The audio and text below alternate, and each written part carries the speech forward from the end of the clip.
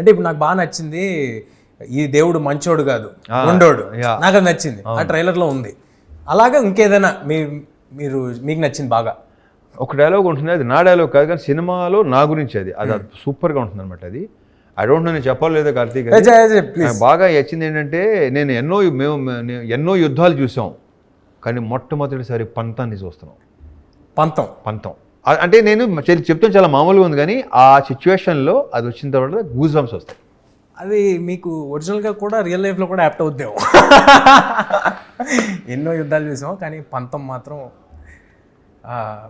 ఇప్పుడు నాకు డౌట్ గురుగారు, ఏ కమర్షియల్, ఇప్పుడు నాకు అడిగినట్టు కమర్షియల్ సినిమా లేకపోతే ఒక యాక్షన్ ఎంటర్టైనరు ఏ సినిమా చేసినా కానీ మీరు ఇద్దరు హీరోయిన్లు ఉంటున్నారు ఏంటండి?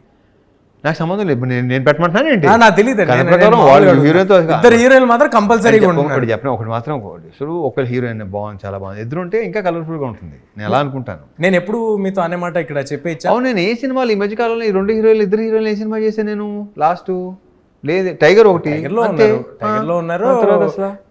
దీంట్లో లేదు, నేను 2-3 సినిమాల్లో పేరు చదువుతుంటే 2-3 హీరోలు అనుకుంటున్నాను. రావణాసురాలో 3 ఉన్నారు. అది అదా అంటే దాంట్లో హీరోయిన్ అంటే హీరోయిన్ కాదు కదా. నేను మీతో ఎప్పుడు చెప్పేది ఆడియన్స్ సమక్షంగా ఒకటి చెప్పేస్తాను.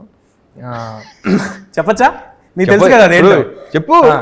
అదేంటంటే చిన్న ప్రాబ్లం ఒకటి, యంగ్ హీరోస్ అందరికీ, అంటే కొత్తగా వచ్చిన యంగ్ హీరోస్ అంటే ఐ మీన్ టు సే కొత్త బ్యాచ్ మా లాటు చాలా ప్రాబ్లం ఫేస్ చేస్తున్నారండి. హీరోయిన్లు దొరకట్లేదు. ఎందుకు దొరకట్లేదంటే ఉండేది 15 మంది ఉంటున్నారు. రవితేజ గారు సంవత్సరానికి 3 సినిమాలు చేస్తున్నారు. ఒక్కో సినిమాలో 2 హీరోయిన్లు ఉంటున్నారు. దానికి ఆడిషన్ మాత్రం 4 చేస్తున్నారు. అంటే 3x4 12 మంది కూడా మేము రవితేజ గారి సినిమా చేస్తున్నాము అని ఫిక్స్. 12 మందినా, ఒక్కో సినిమాకి 4 × 3 సినిమాలు అంతే. సో ఆ 12 మంది మేము రవితేజ గారి సినిమా చేస్తాం, మీరు కాసేపు ఆగండి అని చెప్పి మమ్మల్ని ఆపేస్తున్నారు. దొరకట్లేదు, కష్టమైపోతుంది. ఇది ఒక ప్రాబ్లం ఒకటి ఉంది. ఇది ఆడియన్స్ సమక్షంగా ఇప్పుడు నేను చెప్పండి. ఇక నీకు ఆ ప్రాబ్లం ఉండదు. ఐ హోప్ ఇక నాకు ఆ ప్రాబ్లం ఉండదు అని. అంటే ఇది 2 విధాలుగా తీసుకోవచ్చు. ఒకటి, నీకు హీరోయిన్ ఉండే సినిమాలు నువ్వు ఎలాగో చేయలేవని మీరు అన్నట్టు తీసుకోవచ్చు, లేదా బిఫోర్ ఆఫ్టర్. ఐ హోప్ అలా జరగాలని కోరుకుంటున్నాను.